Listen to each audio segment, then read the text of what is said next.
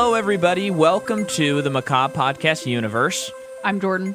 I'm Micah, and our last name is Macabre, hence the name Macabre Podcast Universe.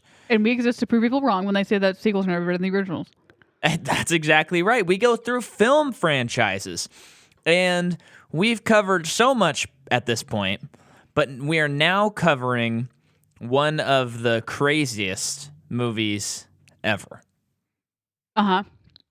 A movie that Jordan and I saw in theaters with some friends, some family. Yeah. And in the middle of the movie, we turned to each other and said, if we weren't with other people, we would have left by now, right? Yeah. That's what I said to you. And you said, oh, yeah. Yeah. Yeah. A movie that for years I have said was the worst movie ever made. Same. Now, you might go, whoa, there's way worse movies. But the lack of, I kind of grade it on a curve. I don't necessarily think that it's the worst movie ever made at this moment in time. But I kind of grade it on a curve, like, of the potential that is involved. You know? Like, X is potential. 1X or 2X times, whatever. And there's so much potential, and the movie is so, I remember the first time we saw it, I almost felt offended at how much the movie was trying to beat me into submission to liking it.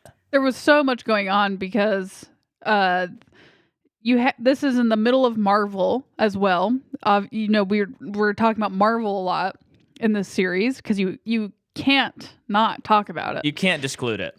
And I know from my perspective, I was pretty annoyed with Marvel at this point, besides Guardians, anything. Mm-hmm. And we're right around the corner in our time to coming around on Marvel. Yes. We're close. So I'm in like the slump right now. Mm-hmm. And, DC's doing their thing. I didn't see Batman versus Superman. But, Suicide Squad, it's like, oh, okay, it's about bad guys. But, they're worst heroes ever. Yeah, and it's like, I think this is what's going to get me. It sounds like Guardians, like this is going to be their Guardian. Yeah. I wasn't at the time thinking of it in that way, but that is what it is. And so it's like, this is what's going to get me. It's going to be gritty and dark, but in a fun way, not just in a dark way. Because that's how it was marketed. Well, well, no, I'll get into it in a second. Keep going. So with the slump of Marvel for me and the promise of this gritty, funny thing, my expectations were through the roof. So were mine. Through the roof. And I was expecting this to be like a movie that I wanted to see the next day. Like that is how good the trailer was to this movie. I know. And then I do remember though, leading up to seeing the movie's release, hearing that they did reshoots, which is common, to make it funnier. Like that happens all the time, but there's more to the reshoots. And I think at the time it was like, okay, I don't know if I have an opinion exactly on that. Like it already seems funny. So how do you make it funnier? Yeah. From what I saw in the trailer. But golly jeepers, this is a train wreck of a movie. And when we were watching it, it was only the second time I've seen it when we watched it for this podcast. Same. And I was really dreading watching it. And I would say it was fun most of the time because we just talked the whole time. Yeah, I think part of the reason why we didn't enjoy it so much the first time is two reasons. One, when you see a movie in the theaters and the movie sucks, it's so much worse than if you're watching it at home and it sucks. Absolutely. You paid money to see that. You paid money, and it's like if you see a movie that maybe at home you'd be like, oh, this is a 6 out of 10. You see it at a theater and you think it's like a 7 or an 8. And then when you rewatch it, you're like, oh, maybe that wasn't as good as... Like, the theater adds so much to the experience. And it was a full theater. Yeah, so this is like a perfect environment.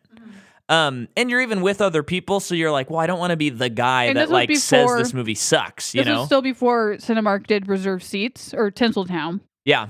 Did reserve seats, so we were there. I mean, I don't remember waiting in line for that long, but I mean, we waited in line for a little bit to get a good seat. Totally. And okay, you got to just eat your pretzels, I think. No, play it. Keep it. Keep it. There's that reason, the theater. And then the other thing is like when you don't know a movie's bad, if it's bad, it really sucks. Yeah. So when we watched it a couple nights ago at our house and we knew it sucked, this felt more like, oh, let's get our friends together and watch this movie that really sucks. Yeah. I still stand. This movie is a train wreck. Yeah. It's bad. horrible. Very bad. I mean, it has like basically no redeeming factors. So if my sister has told me, she said, I love when Jordan rants about a movie. Well, Rebecca, you're getting that today. And if she said, I have the energy. and she said, I wish you ranted more, Micah. And Rebecca, put on your seatbelt because we are going to tear this movie apart. And you know what? I always say, sometimes when we make, like last week, I said, Zack Snyder, you're always welcome on the pod. David Ayer, you're not welcome on the pod. I think you said that about David. Oh, you said about David Ayer last episode. I'm not interested in having you on the pod. And guess what? Jared Leto, I hope you never hear this because I don't want to ever be associated with you. No, I watched this. Did you watch it too, or was it just me? I watched this huge eye roll Stephen Colbert interview with Jared Leto. And it was like, you are a poop bag person, because it was the headline was like, Jared Leto didn't even know the pandemic was happening until now, or like 2 weeks late. He was like on a meditation retreat. He was on some meditation retreat, and when he came back, he had no idea. And it was like, shut up. You should be the person that goes to Mars by yourself and just like start doing get off of this planet, man. Yeah. You are so weird. Okay, so I brought up Jared Leto, and we're talking about Jared Leto. I mean, he has to be talked about. Yeah. He, at this point, he'd won his Oscar for Dallas Buyers Club, which he was really good in. He had been in movies like Mr. Nobody, Fight Club, Panic Room. And not only that, lead singer of 30 Seconds to Mars, which I'm sure most people listening to this know that. Right. And I'll just say, for me, sorry to cut you off, they got some great songs. He's really, really good vocalist. They have a really cool Shining music video that is still every once in a while, it's fun to watch. Yeah. And however, there was one music video I watched, and I remember it was like, I think at the time it's like, you're probably overreacting, Jordan. I don't think so anymore. Oh, yeah. Because I forget what the song is, but there's a music video. It's not like a crazy music video. I think it's mostly live footage, and it's people riding bikes. But like words are flashing across the screen, and part of it is like, we are a cult. And originally when I saw it, I was like, that feels not like something I want to sign up for. Yeah. And it kind of like rubbed me the wrong way. And I think at the time it's like, you're letting that bother you too much. Like, you need to cool out about it. And then Jared Leto he's evolved. Like Shrek, his layers are unfolding. And it's like, okay, I don't know if I stand by that, I think. Yeah. And I haven't really listened to them since. I know, I've tried a couple times. When it's like, sometimes it's not even that significant, but it's like a thing that just like, oh. Yeah. I'm not consciously going to stop listening to them, but 5 years from now, you're like, oh, I haven't listened to that band in a really long time. Yeah. That's the situation for me.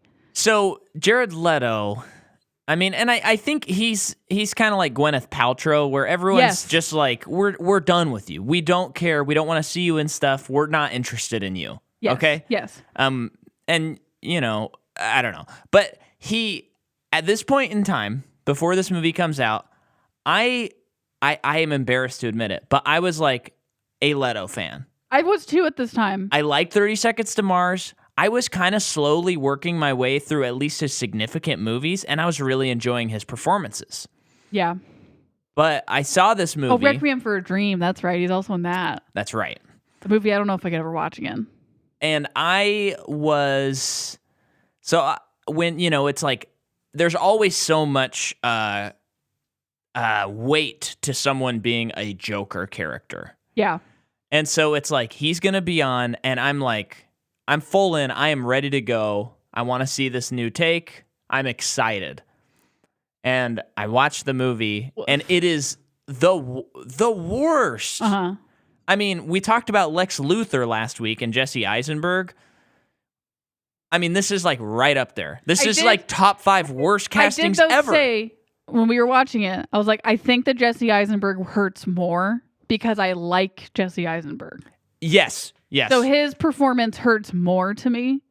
Jared Leto's, I mean, it's you have to look at it through this lens too, right? He is the first Joker since Heath Ledger. Yeah. So, and Heath Ledger tragically passed away.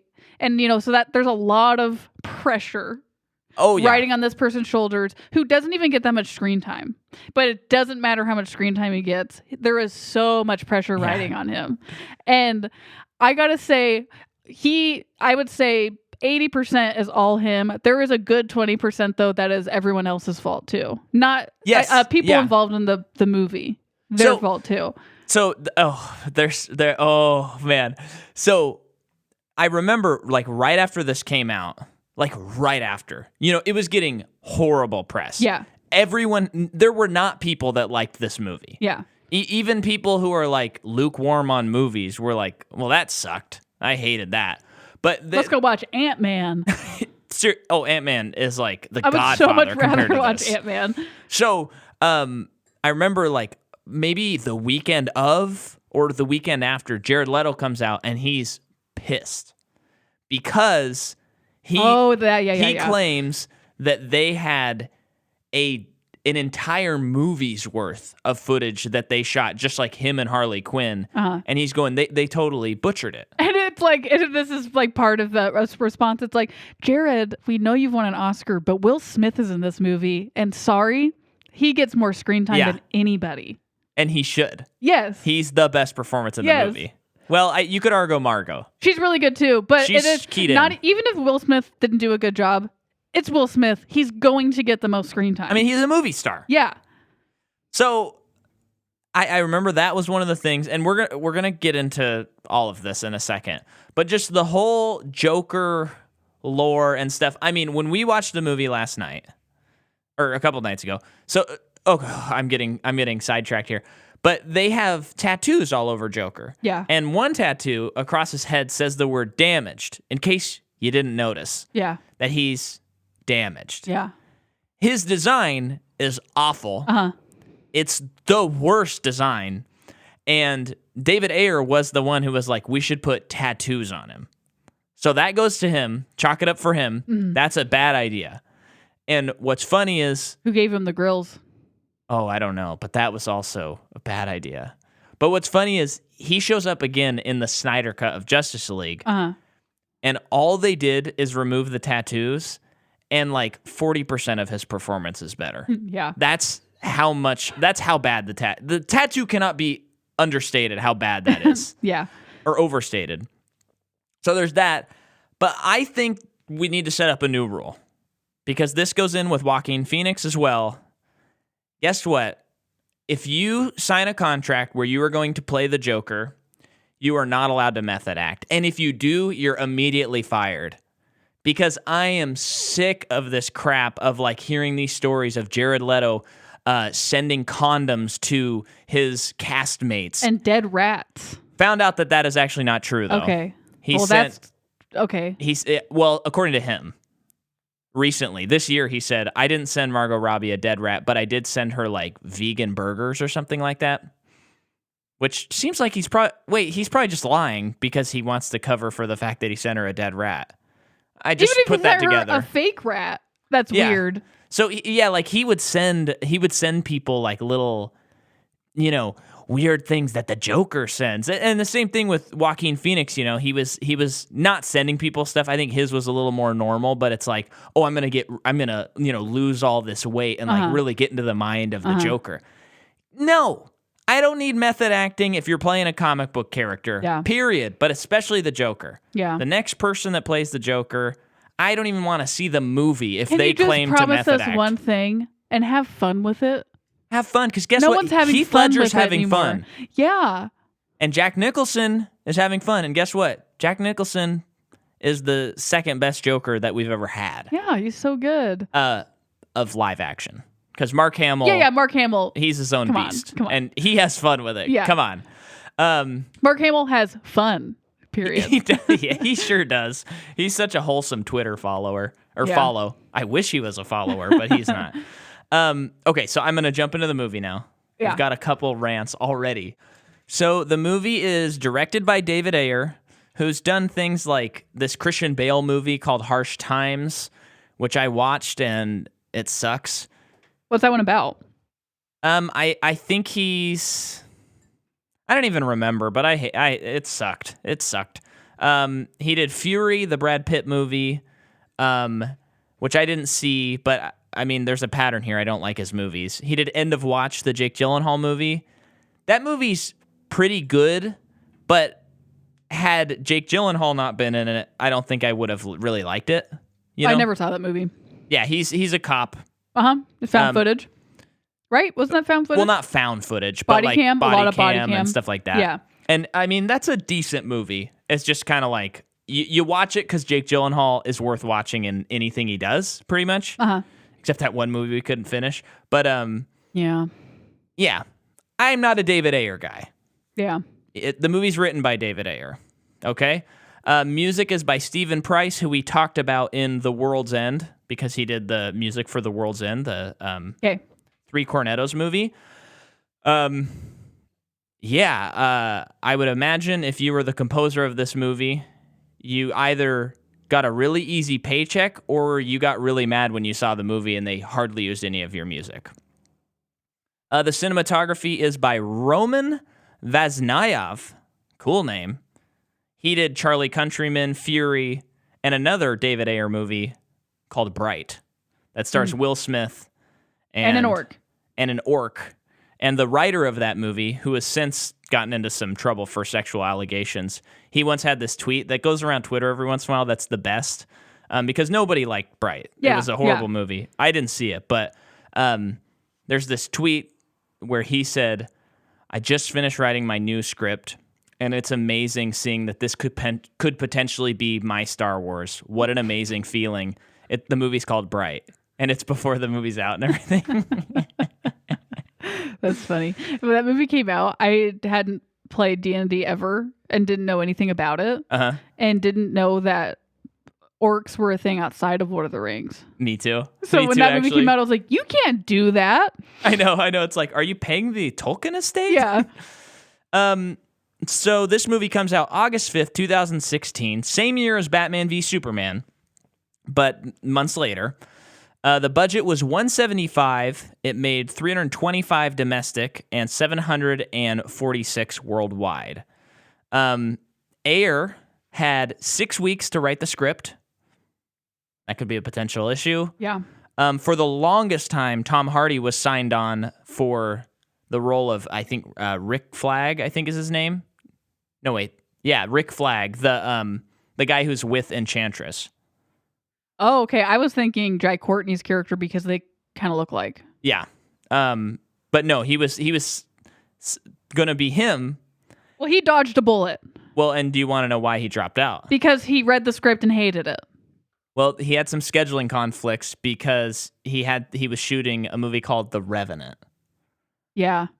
So lucky for him. Yeah, seriously. He's like, I got to go be cold for 3 months. And he got his first Oscar nomination. Yeah. First and only, but I'm assuming there'll be more later. Oh, yeah. He's got so much left in the chamber. The reshoots to this movie were highly publicized. Yeah. Because after Batman v Superman, everyone's like, this is too dour. We don't like this in our superhero movies. And so the studio's like, oh, no, don't worry. Hey, we have to reshoot a lot of this movie. Now, reshoots happen all the time. They did it for Avengers Endgame. They did reshoots. That's where they got the iconic I Am Iron Man snap. Oh, that was a reshoot? That was not in the script. I don't know if I knew that. I think we actually talked about it, but It's been a long time since There's a lot to forget about the series. Yeah. But a typical reshoot, $6 to $10 million. Yeah. That's your typical. Yeah. This movie has a $22 million reshoot. Ew.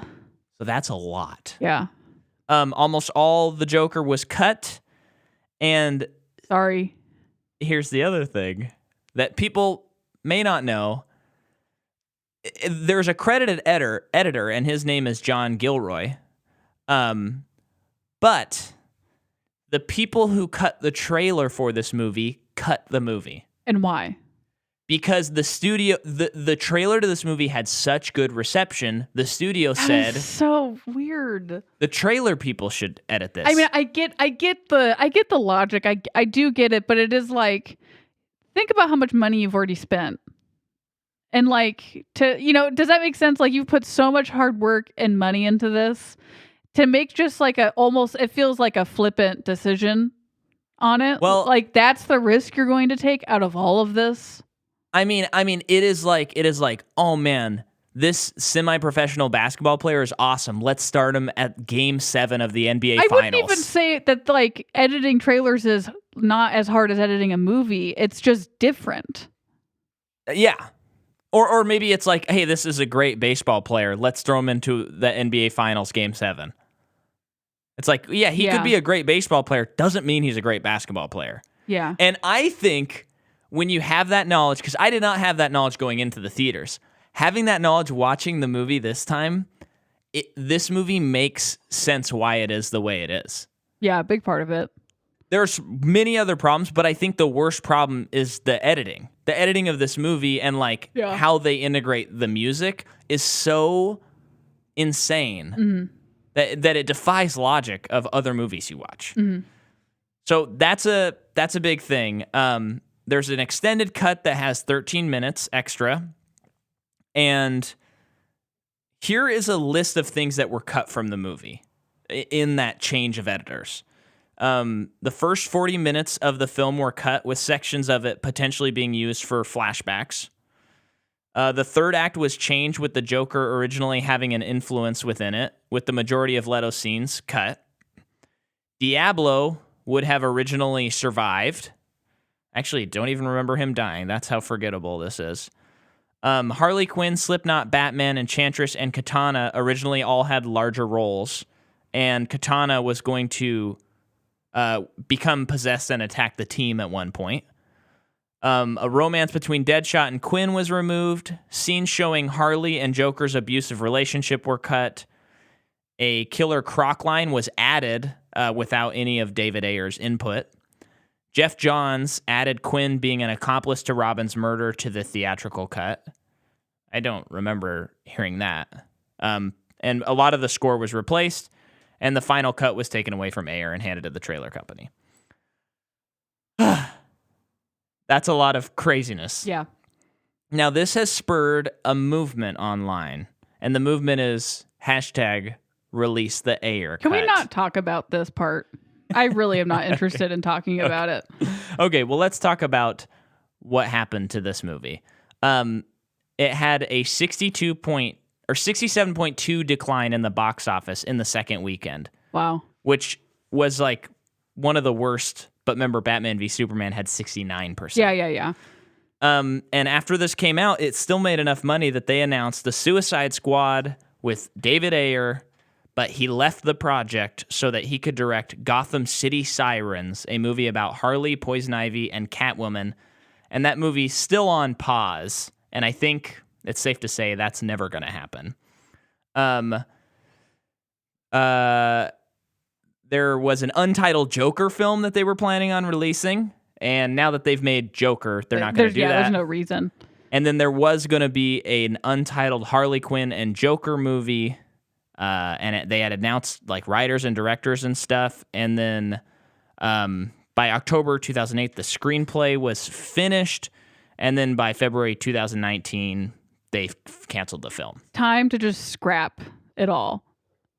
Well, wait some time and maybe start seeing if anyone has any good ideas on anything. Well, and by the time this episode comes out, we're going to be like a month away from James Gunn's The Suicide Squad, and this will actually come out. We will cover that movie like 2 weeks after it's been in theaters, so we're going to cover that one like right away. Yeah. And it's just, I never thought I would ever think or say my expectations for the Suicide Squad are through the roof. I know. It's like, you fooled me once, but you got James Gunn. Okay, you're about here. to fool me again. And then finally, this is it. And then it's all you. The cast of this movie, before they filmed, famously the Fellowship of Lord of the Rings, or most of them, when they finished filming, they got tattoos, like matching tattoos. Yep, I think it's 11 in Elvish. So cool. I think. They did this huge thing. Well, this cast was like, I think I've heard about this. We want to do this. Yeah. So, and Margot Robbie had an ink gun or a tattoo gun, and she says like, let's all give each other tattoos. So they didn't hire an artist, and they got. That sounds like something the Suicide Squad would do. They got the word Sqaud tattooed on them, and it's spelled Sqawd, which is really bad. And so they were all giving them to each other, and Will Smith was given one to Rick Flag, and they're like, okay, Will, like, let's give you one. And he said no. So he gave a tattoo to the guy, posted it on Instagram and was like, this is a bad tattoo. Like Will Smith did a bad job on this tattoo. He was kind of joking, but he was serious. And Will Smith is like, I don't have any tattoos and I'm not going to start now. But everyone else got tattoos. Oh my gosh, so that is so they have ridiculous. Sqaud tattooed on their body for this stupid movie that no one likes. Well, I hope they're all still friends at least. That's the ultimate. I mean, we could stop the episode right there. That's the funniest thing. So that is the making of Suicide Squad. Jordan. Okay. Tell me about those actors.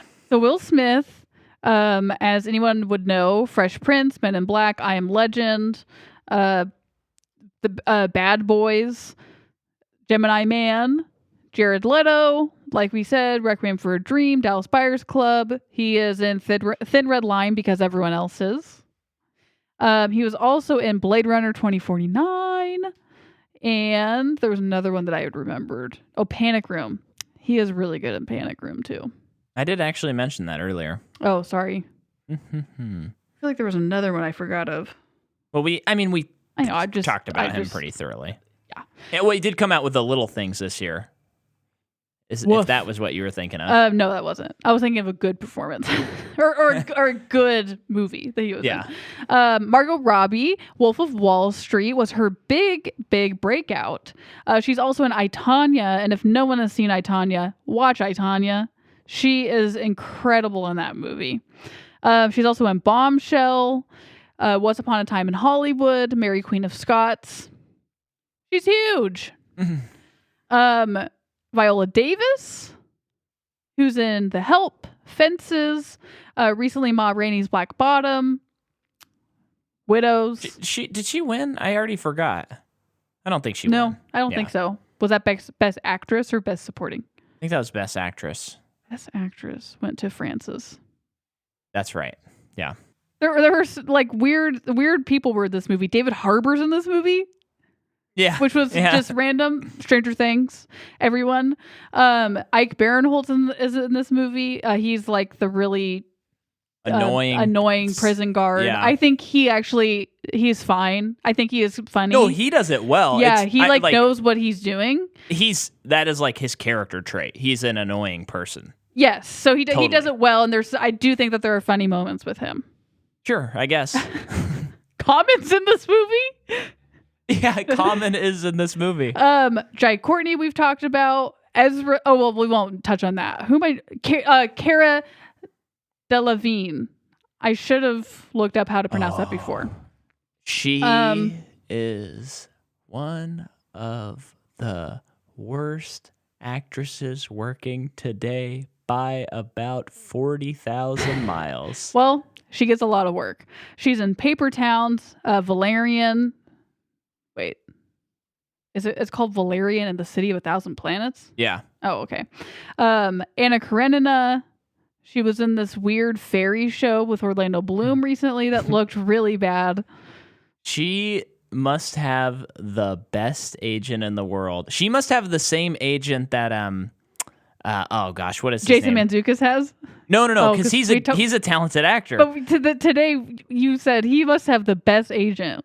Well, yes, but I didn't mean it the way I'm meaning this. Sure, I get that, yeah. She must have the best agent, and it must be the same agent as James Corden.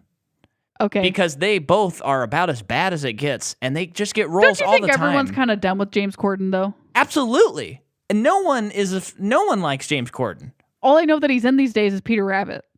Yeah, but he's still... I wonder if there's going to be a drop-off. I hope so. But every time there's a new animated movie, it's like, starring James Corden. Well, if that's all he's going to do, I mean... Yeah. I mean... I've never listened to him do a... voice acting that I can remember. Yeah. Maybe he's not bad at it. He is. Joel Kinnaman, who plays Rick Flag. Yeah. So he is in The Killing. Okay. He's also in House of Cards. He's in RoboCop. Oh, he is RoboCop, I think, in the remake. Oh, okay. I think I remember seeing that in a trailer.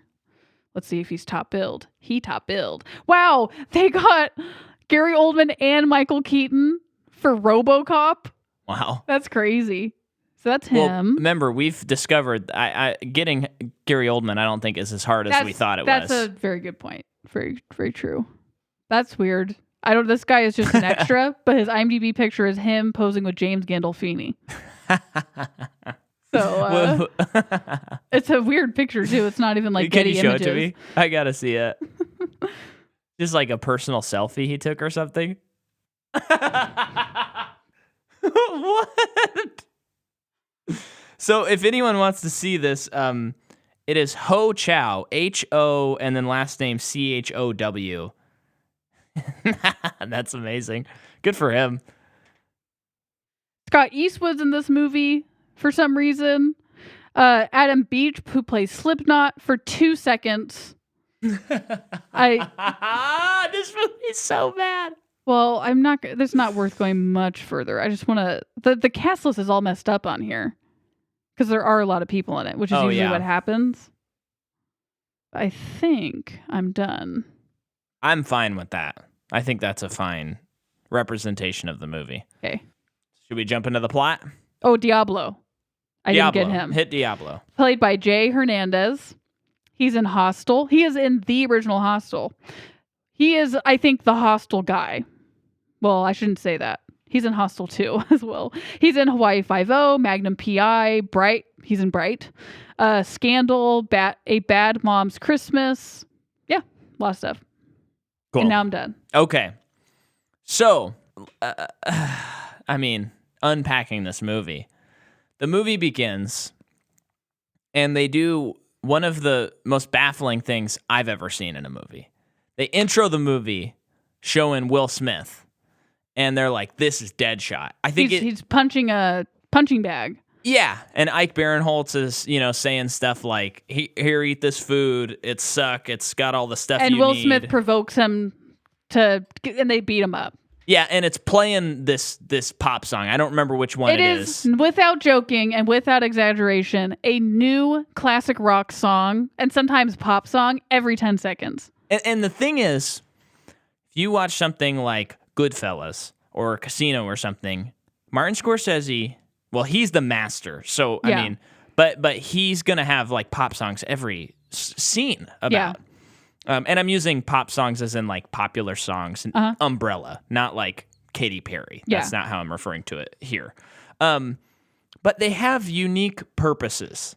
So when you watch a movie and you think about the song, it actually illuminates something about the movie. This doesn't even set moods correctly. It doesn't.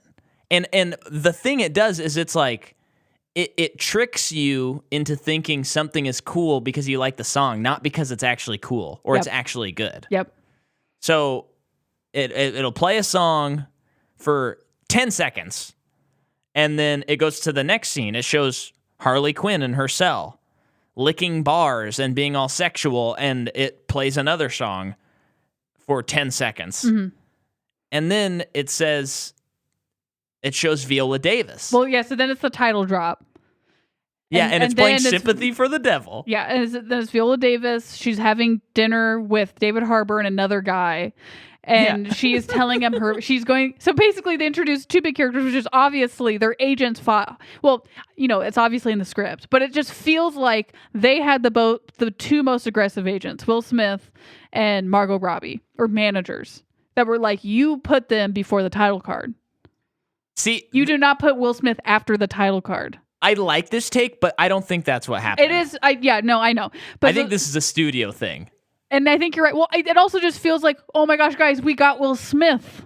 Yeah. We need to plaster his face everywhere. It just feels like they know what they have and they don't know how to use it correctly. Yeah. Meaning Will Smith. Yeah. So Viola Davis is at dinner. She's got a binder on all of the files of everybody. And then we are introduced to them again. We're introduced to Deadshot first. Yeah. And it's a long introduction. Like 5, 6, 7 minutes. And with every he's already been introduced. And with every character that she introduces, but she doesn't even get to all of them because later on when they're like out doing their thing, there are people you don't recognize. And obviously they're the ones who are going to die. But they couldn't even like have the illusion of their importance somehow. It's crazy. So with every person they introduce, there's like little stats around that show this is like their crimes, trailer people edited this. It is. The font is so unreadable, and it's not. There's so much information on it. No one's reading it. No one's reading all of the garbage you've put on the screen. You're just like looking at Will Smith being a hitman. That's really, you don't even need to put stats on it. It doesn't add anything. Well, and like in Deadshot, so we find out about his daughter and how he's motivated by, he wants to help out his daughter, but he kills people and he never misses. Okay? All right, cool. That's his thing. I get it. Batman shows up. Now, I'm assuming, maybe I'm wrong, but I feel like as much as I am not a fan of this version of Batman, this is not Zack Snyder's Batman that shows up. Oh, no, not at all. This, I think, is probably a reshoot of them being like, well, we're really worried about this movie. Throw Batman into it. Because he shows up and he's like, he's saying stuff, I don't want to do this in front of your daughter, and throws handcuffs to him. It's like, well, first of all, you're doing it in front of his daughter. Well, maybe he grew a heart after Batman versus Superman. Yes, and that is definitely possible, but especially in his next show up, which is very egregious, which we'll talk about right after this. It's just like, oh yeah, this is just like they didn't consult Zach on any of this. No. So then we see Harley Quinn, and it starts showing her stats, and of course she fell in love with the Joker, and he zapped her brain. She was a psychologist or a psychiatrist, like a forensic one, whatever. And the Joker was on her list of people to take care of. Yeah. And he slowly manipulated her and made her crazy, blah, blah, blah. That's the lore of it. And so we're seeing all that. It's flashing. It's so many different colors. It's insane. It's intense. And it's just an overload already. We're 10 minutes into this movie. Yeah. Well, is this I think it is, because both of their introductions are like, they feel like they're both 10 minutes each. They feel it. Because they go on for so long, you're like, what is this showing? Yeah. Because is this the part with her where they're at the strip club and it's just basically a Joker scene? I think it might be. Okay, if I'm misremembering. Who cares it makes if you're sense. misremembering? But from how I'm remembering it, it's like, and maybe their idea is Harley Quinn by knowing Joker, which is also like, well, that really is bad writing because Harley Quinn is a character, and like you finally are deciding to put this character in a live action. I mean, I don't think she's ever been put on a live action thing before, so that's very exciting for Harley Quinn fans. And you're just gonna show her through a dude.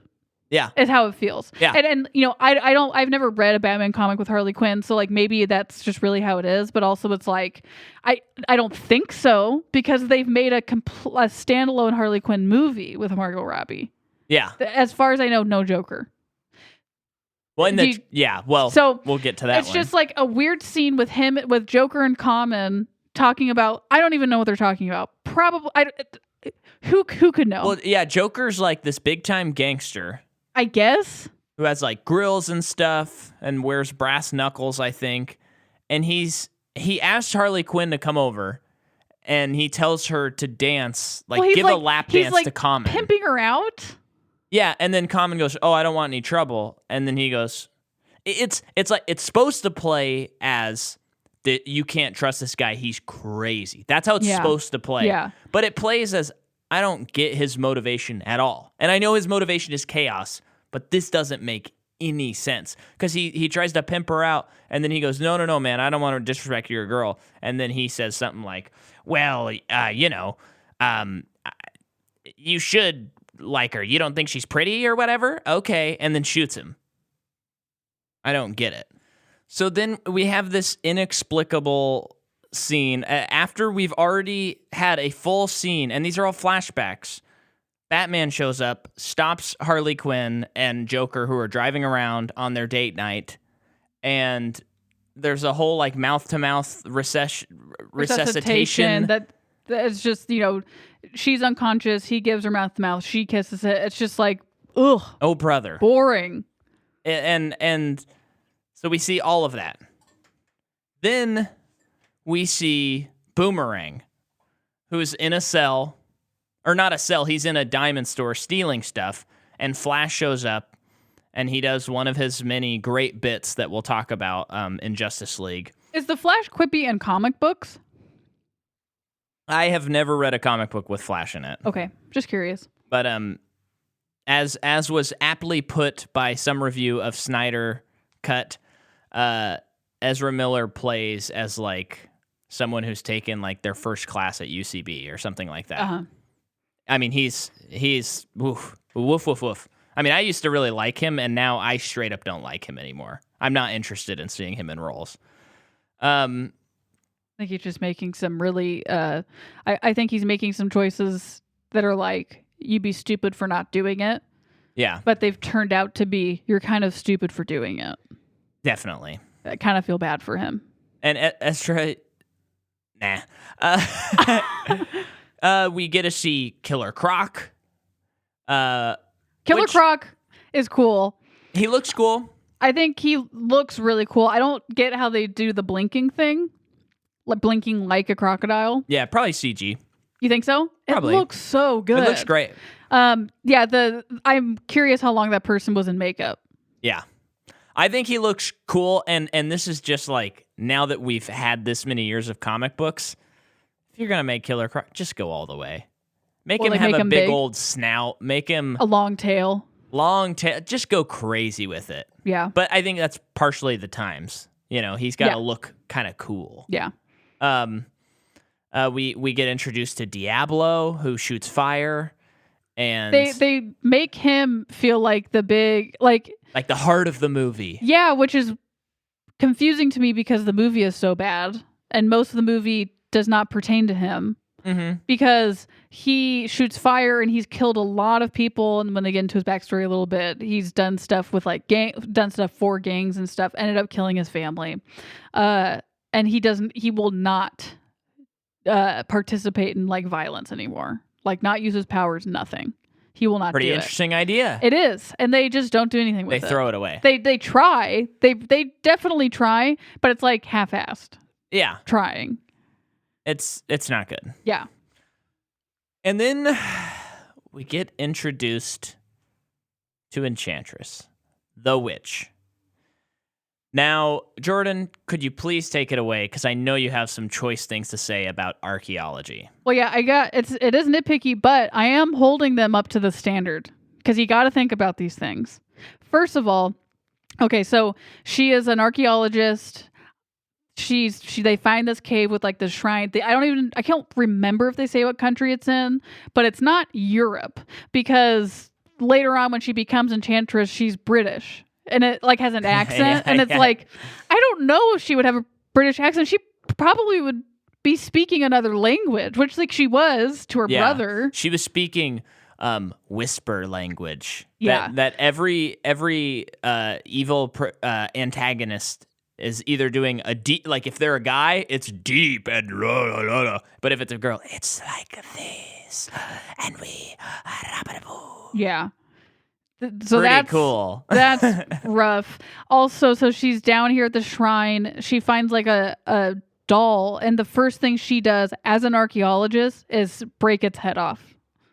Yeah. Already completely lost credibility for the rest of the movie for me. For like that character. Yeah. Bad archaeologist. Obviously when she's like, no indie. No, she's not. She didn't have a whip even with her. Yeah. So the witch gets into her that way. Maybe she wanted it, I guess. I don't think you need to give them that much credit. But like her character was so bad that it's like I kind of want to read a comic with her to know. I just need it to be explained to me. in a way that's not, by the end of it, it's like, I get that version of this. So she becomes a witch called Enchantress, and the acting choices are just appalling. And later on in the movie too, I think it's just motion capture. It is appalling. She does a weird dance thing. She's always dancing. Oh, it is like belly dancing. I was almost. so It's mad so weird in the theater anytime she was on screen for stuff like that.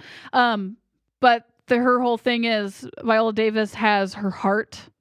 So they can they can force her to work for them or whatever it is because she has her heart. And it is like, I'm kind of interested in that. But this is awful. This is just so sucks and is boring. This is so sucks. So that's that character. Yeah. So so here is something. We're obviously tearing this movie apart. You can tell we hate it. There's so many things we hate about it. But here is my biggest issue with the movie on a story level. You have these insane villains. It's supposed to be a villain team up. The marketing campaign was worst heroes ever. And what do you make them do? Okay, the government has implants and they make them do missions that they can have no culpability in if they're found out. Okay, fine. That is a pretty cool idea. Mm-hmm. But then what they do is they make a really bad villain that's supposed to out-villain them. And it's just like, why couldn't they have done, and I don't know what it would be.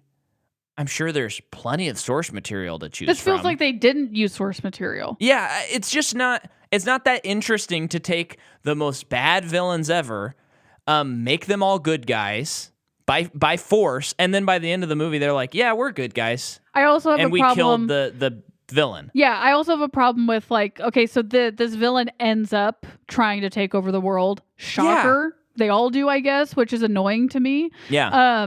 And so it's like they're at that point where it's really trying to take over the world or whatever, and then it's like, okay, then where is Batman at this point?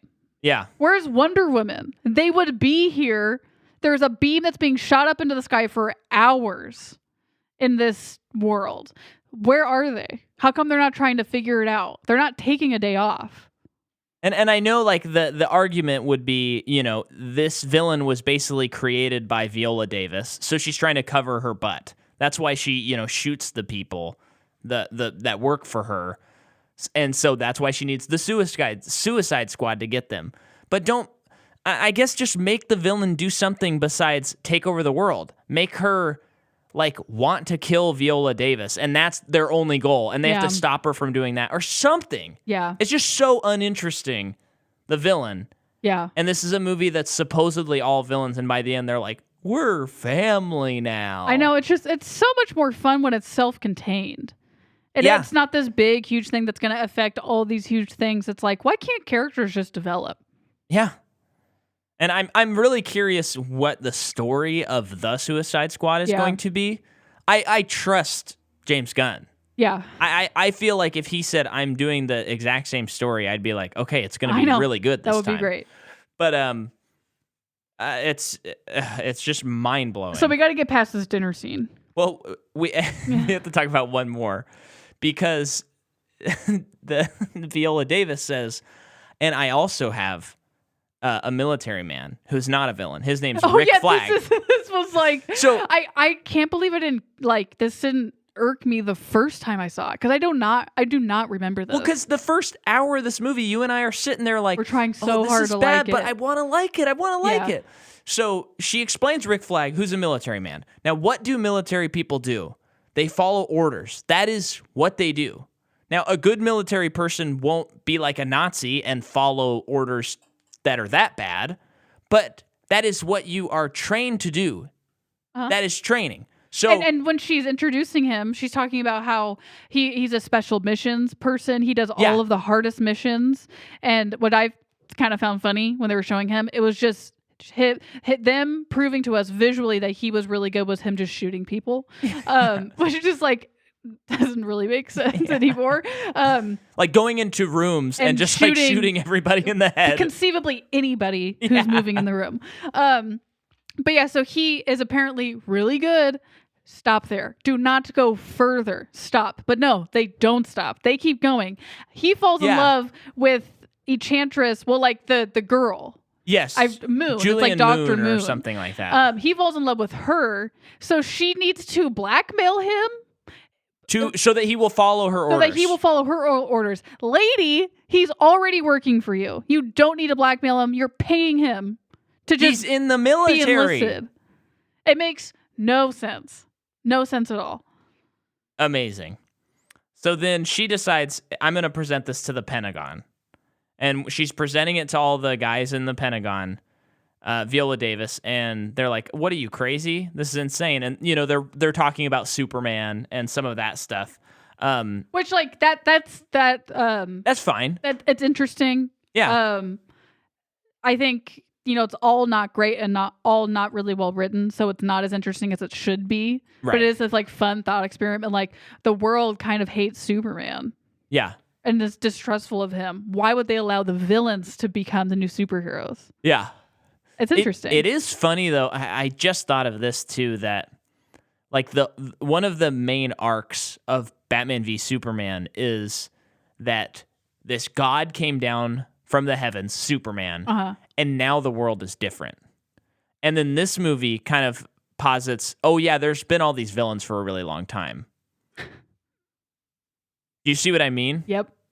Because, like, it was like Superman brought, like, the hero and villain age with him. Well, that's the issue with this whole DCEU thing. Because when Marvel started, obviously, at the very first at Iron Man, they weren't, like, sure that this was going to continue for 10 years. Yeah. But they were, like... They were, like, aware of what it could be. This is just... There is no foresight. This is them saying we are years behind Marvel. Yes. Marvel started in 2008, and we were doing The Dark Knight. We got to catch up, and we need to shove it into and 3 it's like, movies. Well, Marvel, like, basically did their time, Yeah. If you want to think about it, like, they of course, I fell off, but I came back, but, like, they earned our trust, kind of, they made, in that way. 4 or 5 movies before they made Avengers. Uh-huh. Of different characters just being their own characters. Self-contained. Of course, they all have their post-credit scene stuff to get you excited. But, yeah, it doesn't make sense. I didn't even think about that. About them making the separate stuff? About how they, in the last movie, made such a big deal about Superman as, like, has powers. And then in this movie, which I don't really actually know what the timeline is. I don't know. Well, it's actually after. It's after. It is after for sure. So then it is like, you have all these people with... You have a lizard man. You have a lizard man. And you're not questioning it then? And we are going way into the weeds of, like, being nitpicky, okay? But it's like they've already established, like, a prison that can hold these types of people. Yeah. Like, super-powered people as well. Yeah. And earlier this year, Superman died. I mean, what are we talking about here? On a logic basis. I do get like a tiny part of, government wise, you're absolutely right. Yeah. But it is like, this does feel like well-kept secrets. Yeah. But government wise doesn't make sense. If this was a good movie, I would tell people with that kind of complaint, I'd be like, forget about it. Who cares? Yeah. But the movie's so bad that it doesn't earn you looking over things like that. Yep. So then we also have Deadshot. So at the board meeting, the Pentagon, when Viola Davis is pitching her whole thing and they really don't want it, and she gets Enchantress to come and basically like prove her worthiness to all of them. Right. She goes to Tehran in a second and comes back with these files that they've been trying to get for years. I mean, that's kind of cool. I'm going to give him cred on that. That's the leverage, like, that's crazy. So, you're like struggling to give him the compliment. So they agree. Yeah. To get them ready. Yeah. And then now they're like putting together the team. Yeah. And we have this whole sequence with Will Smith being Deadshot, shooting on ammo. Of course, there's another pop song playing. I think it's Guess Who's Back Again. Shady's back, tell a friend. Or no, that's when the whole team is getting together. Well, there's also Seven Nation Army. Yeah. Oh, yeah. There's two in one scene. There's Yeah. two songs like that. Oh my gosh. And then we cut to Joker, and he is. See, this is. Oh wait, yeah. This is so another weird. problem with this movie. Is this movie just does stuff because, like the songs, because it sounds cool or because it looks cool, but it serves no function. There's plenty of cool stuff in. Even like Batman v Superman, there's cool stuff, but it has a purpose. Even though we didn't love it, and there's stuff we don't like, it's still like, well, on a logical level, I can understand why you did that quote-unquote cool thing, even if I didn't like it. This is just, Joker's just in his room, and he's saying, oh, we got to break Harley out, and then he lays down, and there's just a circle of knives. There's baby clothes laid out, and he's laid down. And the camera pans up. That's just away. a trailer shot. Yeah, You don't put that in the movie. there's no use to that shot. So around this time too, Ike Barinholtz is at a club gambling. He is like a prison guard. Yeah. And Joker, I like blackmails him into like helping him communicate with Harley or whatever. So then later on, broad daylight. No one's whispering, just full volume talking. He slips her a cell phone that the Joker will communicate with her, text her on. Yeah. And throughout the rest of the movie, Yeah. there are so many eyes that saw this. Yeah. And no one does a darn thing. And on top of all that, Joker slips her a cell phone so that he can say, I'm coming, I'm on my way. Yep. He doesn't give her instructions. Nope. There's nothing. There's one point where he says, like, now. Yep. And a huge helicopter comes out and starts shooting them. So, that's enough to know. So now the team is like assembled and they're putting on their costumes, and this guy shows up and they're like, hey, this is Slipknot. Okay. No, he doesn't get a title sequence. And so it was that thing that you talked about. In theaters, it was like, oh, so this guy dies. Yep. Pretty immediately. Which in our Dark Knight Rises episode, I talked about how the character, I can't remember her Al Ghul name, but this daughter of Ra's al Ghul, Miranda, whatever her name is, she has like the worst death scene. It's so bad.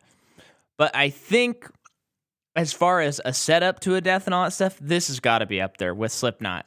They try to escape, him and what's his name? Terminator Genesis guy. Jai Courtney. He shoots his gun, and it has a grappling hook, and he goes up into the air, and then he shoots another one, and then the guy just presses the button, and he just falls. And it is like, huh? Because I know that they wanted to demonstrate that they will kill them. Yeah. But you got to do it in a better way than that. I know. It was so bad. Yeah, it was very bad. And it's laughable. That might have got a laugh in the theaters. I'm not sure, but that might have got a laugh. Yeah. So they put on all their costumes. Meanwhile, Enchantress frees her brother into a guy in the subway. Well, what's the situation there? So, Rick Flag and her are in the subway. Why are they in the subway? I don't remember. Is he trying to bust her out so that she can be free? No, because they had like a bomb or something with them. I don't remember. And my head hurts even thinking about it. But she escapes as Enchantress, and then she has this brother randomly. I mean, that's fine. That's maybe nitpicking, but and then she just possesses a man in a bathroom, and then the man goes outside and he's in the train, and he just starts killing creepy. People. But it looked like they were trying to do a thing, the thing, kind of thing. Sure. And whatever. That's the inside. That's what gets them. And let's just say that even for the time, the CG on Enchantress and her brother is like 5 years old looking for the time. His design is bad too. I mean, maybe that's what he looks like in the comic books, but you could have animated it in a better way, or designed it a little bit better. When he fights Diablo, you pointed out like they're basically the same color, so yeah, it just doesn't mesh. I don't really know what's going on. Yeah. So I don't know why they go to the first place they go to in the city, and I mean that's probably on me for the first part. The second part on them. Yeah. But this part, I think they're going here because it might have been the heart of an incident that just happened. Yeah. And that's where these weird, like, stone pulsating head things are. And Bad they have design. It's whatever. It's just so blah. Yeah. So they fight it out with them. So you see them all fighting a little bit, see what they can do. There is a character, Katana, who was on Rick Flag's team, and it is like, why is this whole movie just not about her? Could I explain? Yeah. This is Katana. She carries the swords of her victims, or the souls of her victims in her sword. I wouldn't mess with her if I was you. Okay. Uh-huh. Okay, that's called an exposition dump. Yeah. And that is poor writing. It's just such a waste of a character. Don't put her in the movie. She doesn't need to be in this movie. Honestly, give her own movie. I'll watch it. She sounds cool. She does. But for it to get and her design, I really liked her design too. Yeah. Oh my gosh, it was just so ridiculous though. It's crazy.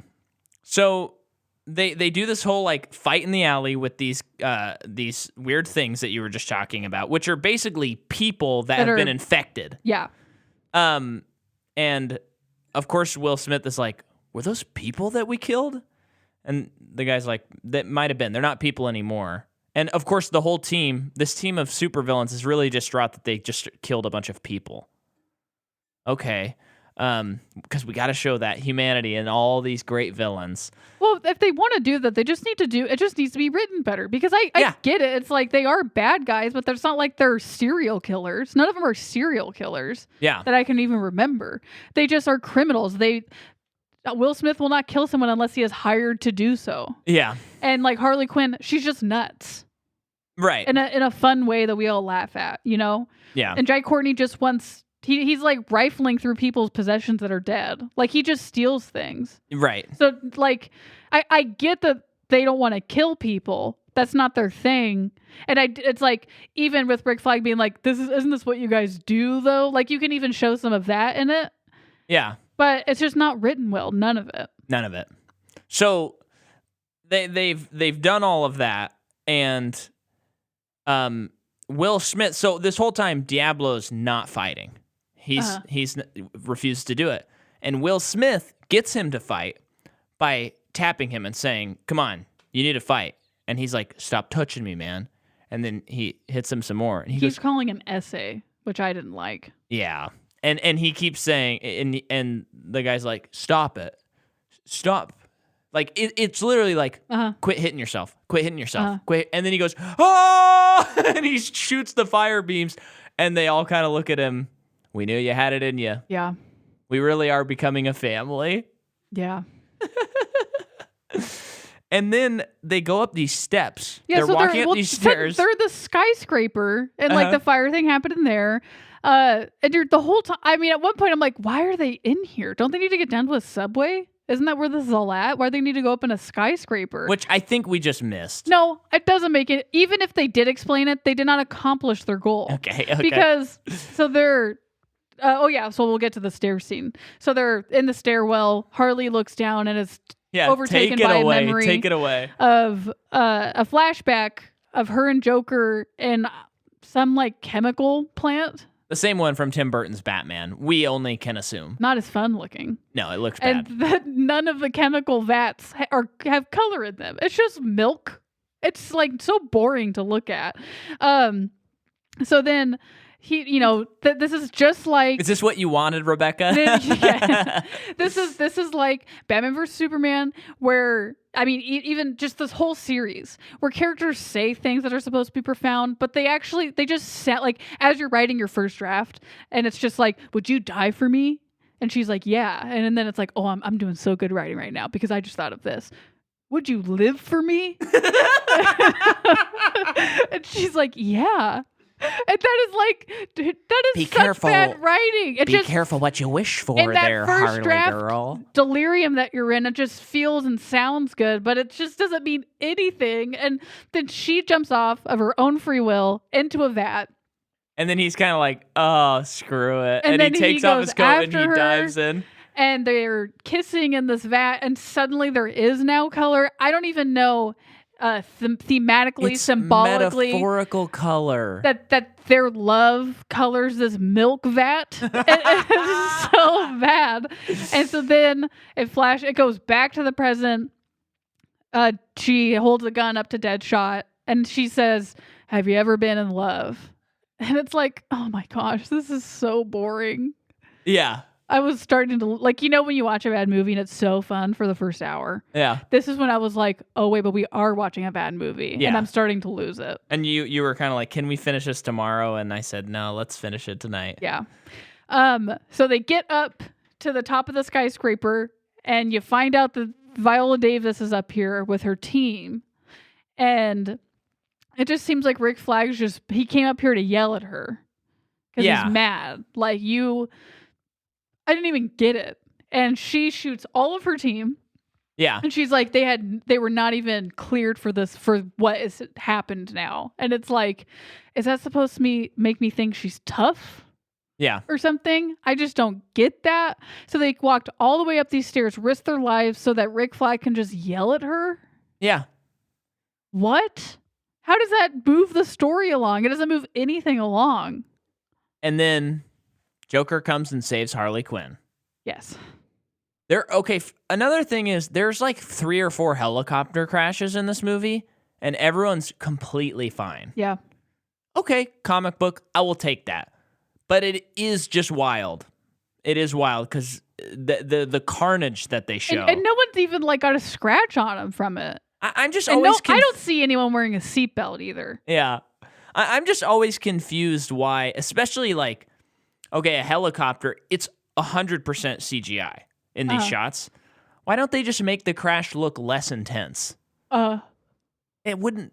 They could do it, and then it would just be a little more believable. I mean, there's a shot in this movie where the helicopter that Harley Quinn is in gets blown up, and she jumps out of the helicopter, flips, lands on a building, and just runs to the edge and like is able to stop herself. Yeah. Out of a helicopter, this woman survives. Yep. And she's wearing heels. Oh my gosh. I can't wait till we can see Black Widow and be back in the MCU. We didn't talk about this either, but earlier when their first helicopter was shot down, it was shot down by Joker, and no one was like, who's shooting us down? They just are like, oh, we're all good. Let's go on with the mission. Yeah. So, okay. Yeah, so then she gets in with Joker. That helicopter gets shot down. She's fine. She thinks Joker's dead. Unfortunately, he's not. So where do they go after this? Do they go to the subway? Well, then, Deadshot is commanded to shoot her, and then he misses. Yeah. Whatever. And but then they're all back together. They're reunited, and it feels so good. And then they kind play of that song. I'm actually surprised they didn't, since everything's so either on the nose or absolutely has nothing to do with them. Yeah. Actually, I don't think there's anything on the nose except for Sympathy for the Devil at the beginning. So then I don't remember where Viola Davis goes, but she goes off somewhere, and the group's together. They got to head to the subway, but they're basically like, we're not your pawns. We're not going to do this anymore. I'm going to go get a drink.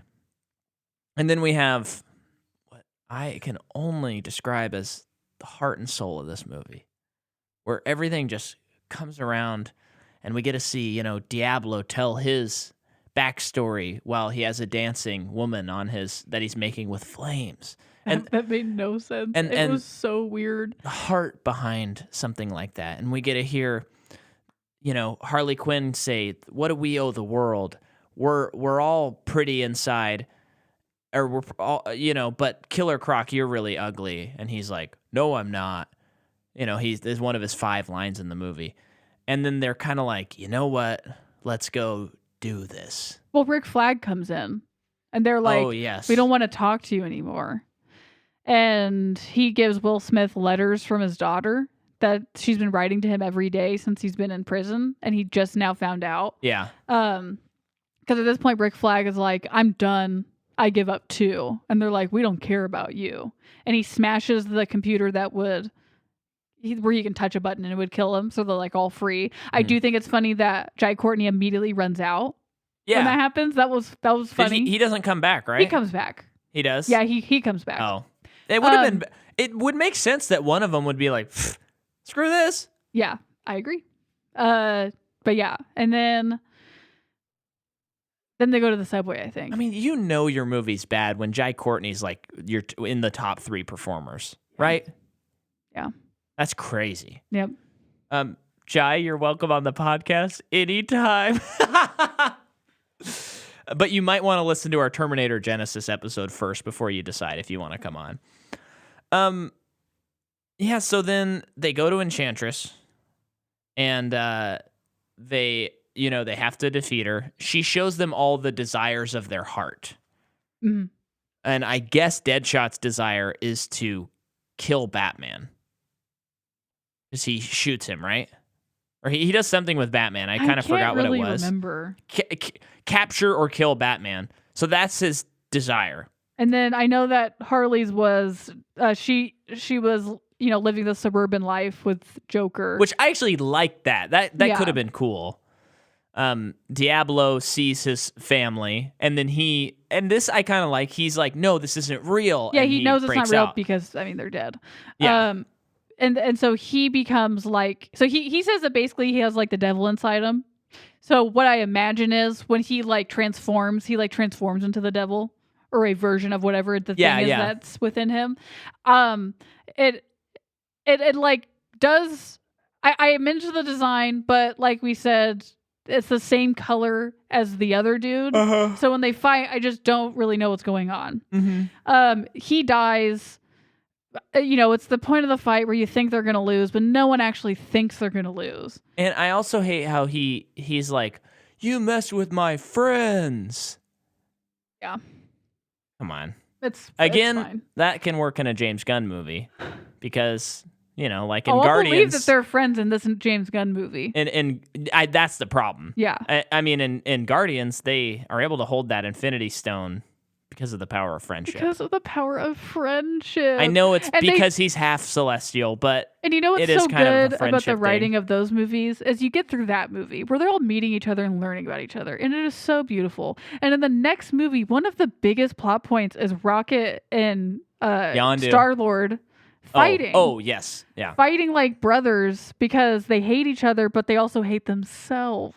Mm-hmm. Like there's still so much character development to happen. Yeah. And that's why it's so good. Yeah. This is just like, we're all bad. That's our one thing in common. We're friends. And it's like, no one's that simple.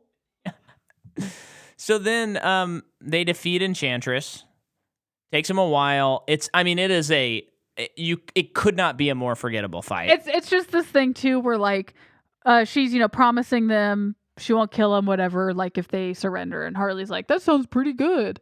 I'll do it. Yeah. And there's no gun in the closet of cutting to the sword on the ground. She just bows down and picks up a sword and kills her. You're right, yeah. Pulls out her heart, blah, blah, blah. Viola Davis is not dead. She just comes out. There is not a scratch on her. Yeah. Her clothes are like perfectly pressed. I gotta say, Viola Davis, wonderful actor. She has never given a bad performance, and she seems so tired in this movie. Like she is just like, let's go with my scenes. I got another movie to shoot today. Yeah, we got to get this done. So she comes out totally fine. Doesn't seem fazed at all by someone hacking into her brain, and she's basically like, "What do you guys want for doing the job?" And they're like, freedom. And she goes, not gonna happen, but I can give you like TVs and 10 years off your sentence. Espresso machine. Okay. And then it's awesome because then they play like, okay, so I don't like the movie up to this point, but then when they show them all in their cells, they play Bohemian Rhapsody, which is a song I like. And then I would go, wait a second, I like this movie. And they chose Bohemian Rhapsody because, it doesn't pertain to them at all. Yeah. So Harley Quinn gets her espresso machine. Joker breaks her out. Gunshot What's his name? Will Smith? Deadshot. Jordan, come on. How could you forget the most memorable? He gets visits with his daughter. Yeah. And Jai Courtney gets nothing. Yeah, he's just screaming in a cell. Lizard alligator man gets a TV. A TV and a burger. And that's kind of the end of the movie. Yeah. And then there's a mid-credit scene where Bruce Wayne meets Viola Davis, and he like gets a file on all these people. Oh yeah, it was just like such an eye roll for so many reasons. I mean, it's like, in what world would she ever give Bruce Wayne this? But then it's also like, I don't know, it's a comic book thing. It don't really hang up that much on it, but it's dumb. So, I mean, what else do we have to say about this movie? I don't know. I mean, it's crazy. It's so bad. It's so for me watching the movie the first time, for a good portion, I really gave it a go. I really tried liking it.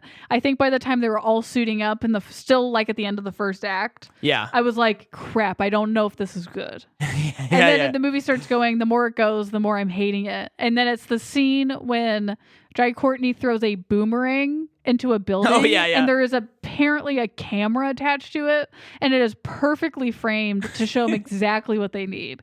That is when you turned to me and said, this is a bad movie, right? And I said yes. Yeah. And the rest is history. And, I do remember actually walking out of the theaters and being like, because I loved Jared Leto so much at the time, I remember being like, well, he wasn't given enough for us to really judge his Joker. Yeah. We can judge his Joker. It's the worst Joker. Well, you've seen more of it by now anyway. Well, only one scene in Snyder Cut. Oh, really? Only one? Yeah, they what does he do? He was the reception, because here's the thing about this series that we're learning is it's very reactionary. So after Warner BVS Brothers is one insecure company. That's what I've learned. And on the one hand, it's like, it's cool because they're listening to their consumers. So when we say something like, hey, Jared Leto is the worst Joker we've ever seen, they go, fine. We're not going to hire him again. We don't care. We're not going to bring him in. We'll come up with something else. And like, that's why their whole universe is starting to turn into what they're now calling the multiverse, so that they don't have to worry about continuity. Yep. So they can have Patty Jenkins run Wonder Woman. They can have James Wan run Aquaman. Because those are the hits. They can have David Sandberg do Shazam, and he doesn't have to be like. Wait, that was the director of Shazam? Yeah. What has Scott Derrickson done? He did Doctor Strange. Oh, whoops. But they're both horror guys. Okay, I think that's just what I'm getting confused.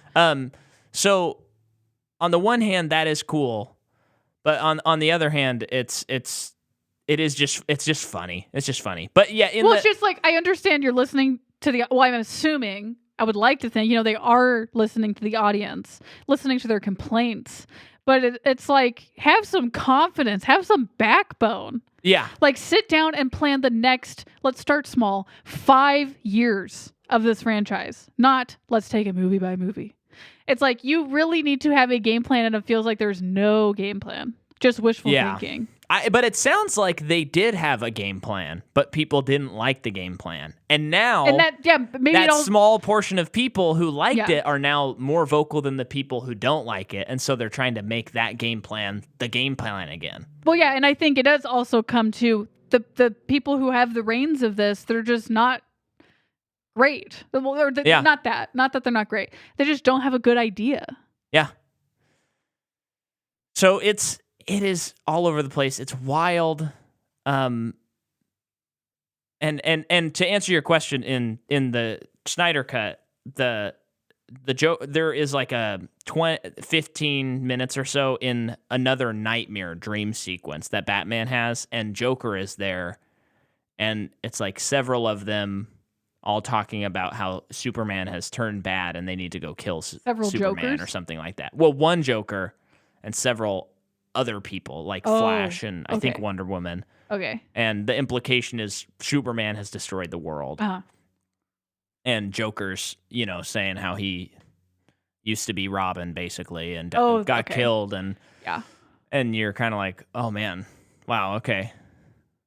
And you remember they did those promo pictures where he was Joker as in poses that Jesus was in? Well, I didn't see them, but yeah, I know about them.